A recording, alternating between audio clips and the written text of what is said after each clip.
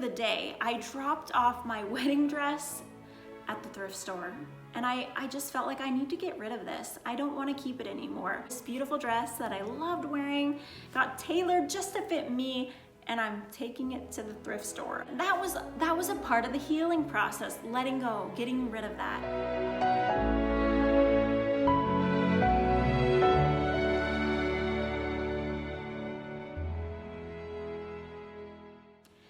Hey guys, welcome to today's video. Today I am talking for anyone who has gone through divorce. I'm talking about how to go from survival mode to thriving after divorce. And this video was inspired by one of y'all that follows me on social media and commented on a post I shared about my single motherhood journey. And so thank you for that comment, because it brought up a good point of wanting to talk about this, because I for sure for years was in survival mode, and it hasn't been until probably the last few years that I feel like I'm more in this season of thriving. So I get it if you feel like, you're just trying to get through each day and every day is hard and it's challenging. I totally understand where you're at. And I think after I share these 5 tips that I'm gonna share, I think it will really, really help you in this process of kind of knowing where to go from here. But I wanna just start with the groundwork of saying that if you are in survival mode right now, please don't view that necessarily as a bad thing, because you have gone through major life change. You have gone through, or maybe you're going through it right now if you are only separated right now, or you just got divorced. That's normal to feel like you're surviving with a huge life change, with so much grief and so much heartache. And I don't think survival mode is necessarily a bad thing, especially thinking about for 3.5 years during my separation, I was fighting for my marriage, and I was in survival mode during that time, but I think that's where I was meant to be. I could have just kind of given up and been like, well, whatever, it's over. But I was fighting for my marriage, and I know that's what God wanted me to do. So don't see survival mode necessarily as a bad thing. I think what matters is that you don't stay constantly in that survival mode. So the first tip I have for getting out of survival mode and to start thriving is, number 1, we're gonna kind of start from the ground up. Number 1 is mindset. And mindset is something I think that is built over time and is only a work of the Holy Spirit, where we can start seeing what we have gone through as not just something pointless, useless. Why did it happen to me? I can't believe this happened to me. These kind of thoughts that can kind of go down the route of feeling like a victim, and maybe you were a victim in your situation. But our mindset has to switch from feeling a victim or feeling bad for ourselves. Maybe that's a better way to put it, where we just feel sorry for ourselves.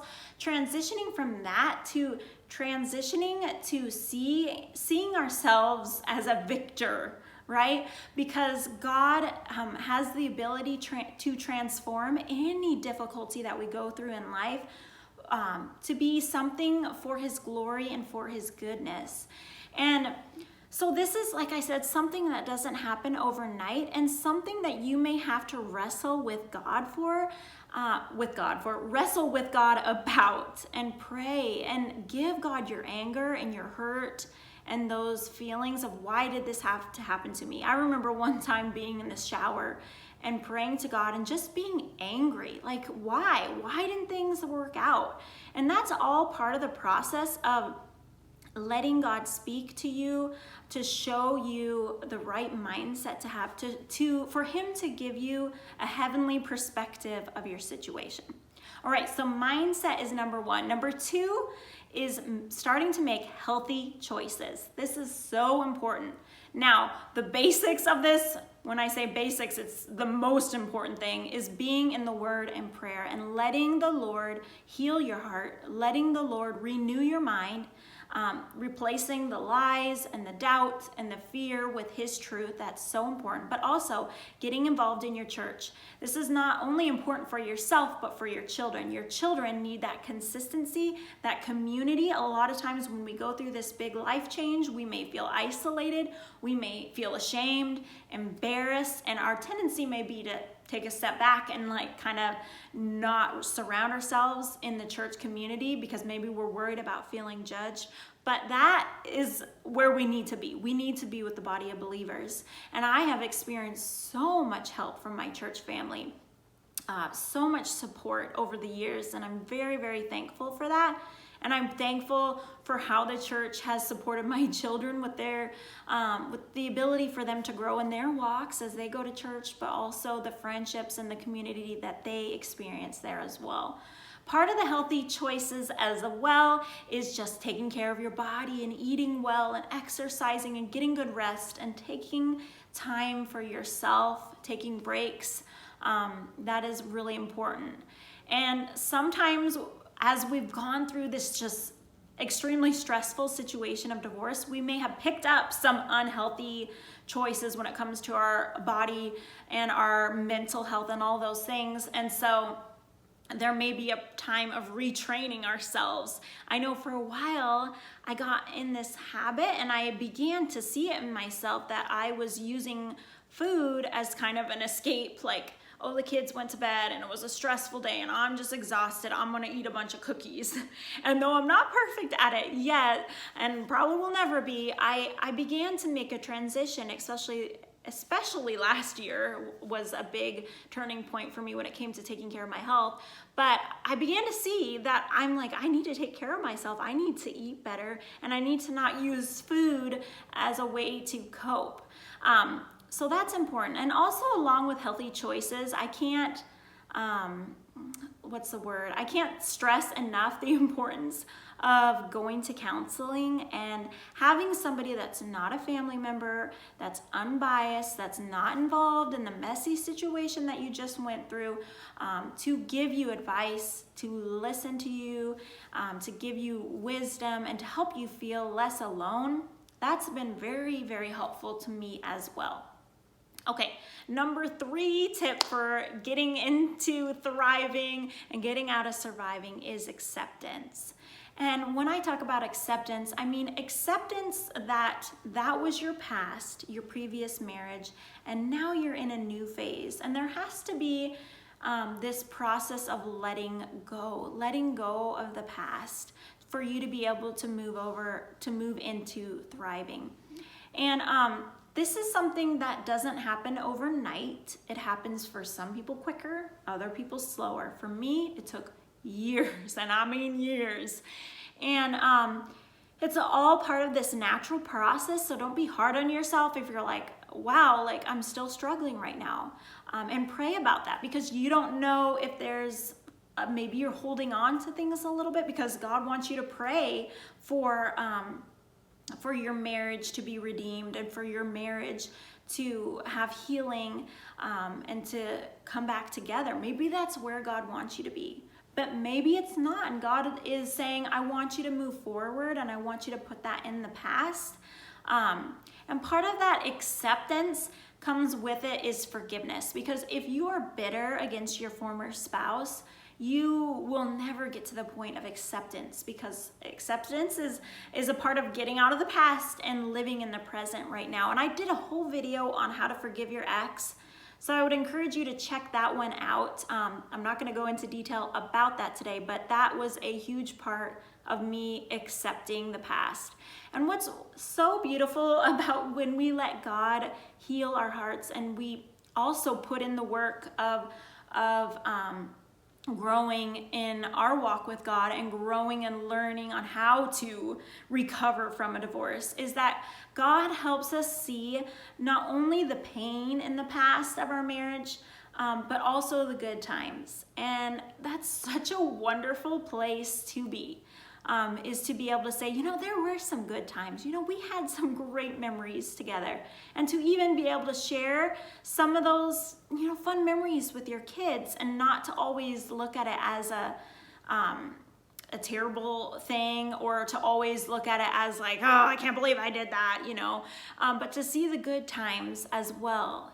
And acceptance, I think, I was thinking about this for myself, and like I said, it was a slow process, but part of me getting to the point of acceptance was me like, even just getting rid of things that reminded me of the past. So I remember the day I dropped off my wedding dress at the thrift store, and I just felt like I need to get rid of this. I don't want to keep it anymore.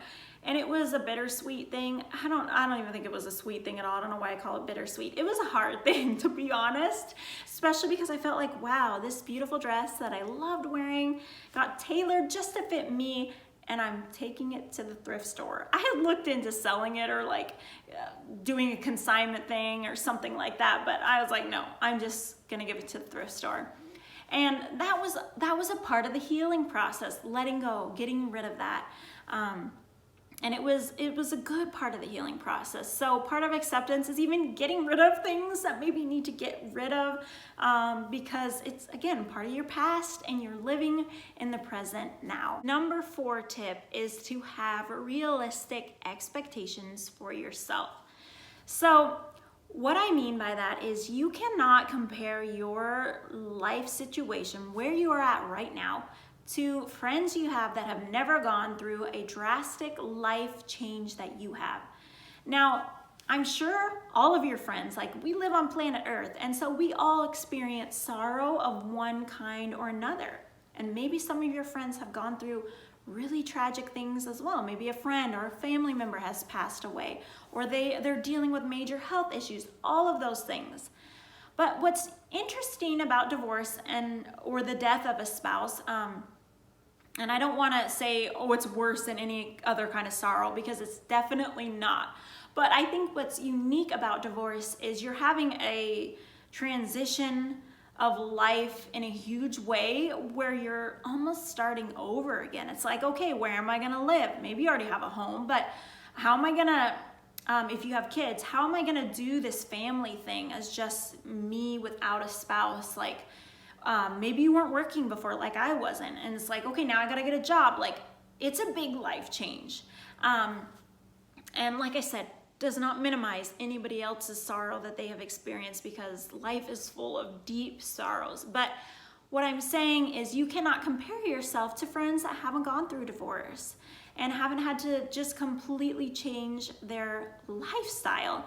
So give yourself grace. Don't be so hard on yourself saying, I can't believe I'm living here. I can't believe I'm doing this job, or I can't believe that, I'm really struggling mentally with my mental health right now.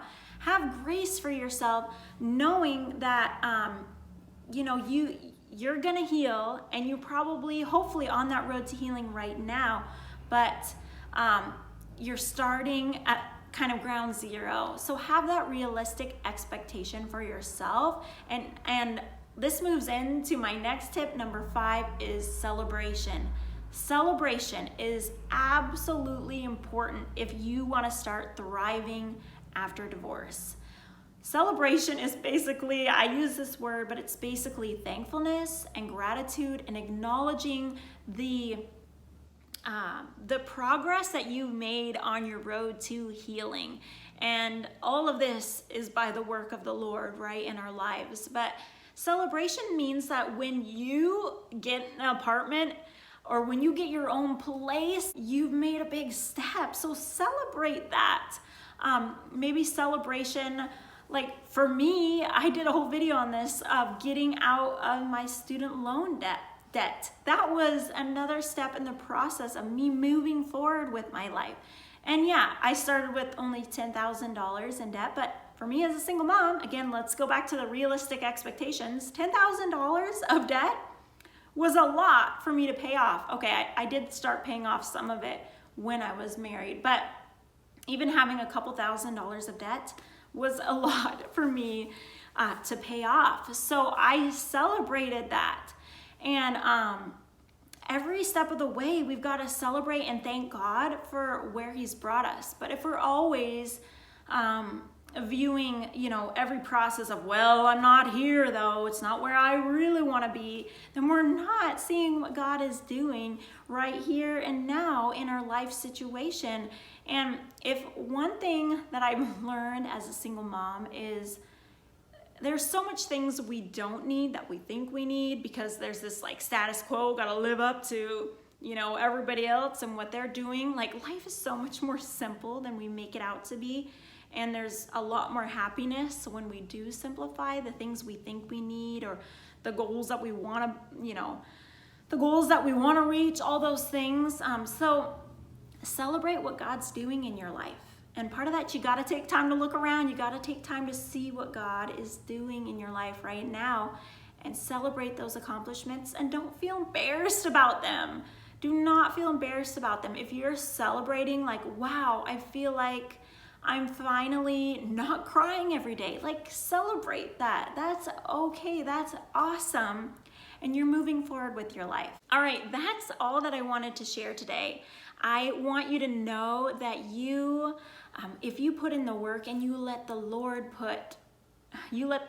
work in your heart, you're gonna be able to look back on everything that you've gone through divorce. You're gonna look back and see that God did a good work in your life.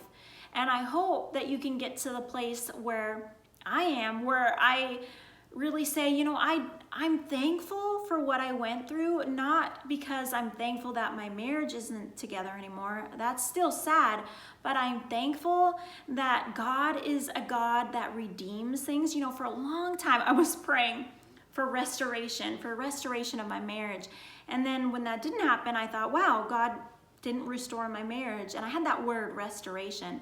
But then I began to see that what I was hoping for, restoration, God did. And it wasn't restoration of my marriage, but it was restoration of me and my heart, because God did this work where he brought beauty out of the ashes. He brought goodness. He brought growth in my heart. He brought purpose in my life through that great difficulty. And that's something that I hope for you as well. And I know God will do that in your life if you allow him. So hope that encourages you. If there's a friend that you know that has gone through divorce and you think this video might encourage them, please share it with them. You can hit the little share button below and send them a link in a text message or on Facebook Messenger or on Instagram, whatever it is. And I just want to thank you guys for watching this video, taking the time to be here with me today. I know life is short, time is short, so thank you so much. I will see you guys in my next video. Okay, talk to you soon.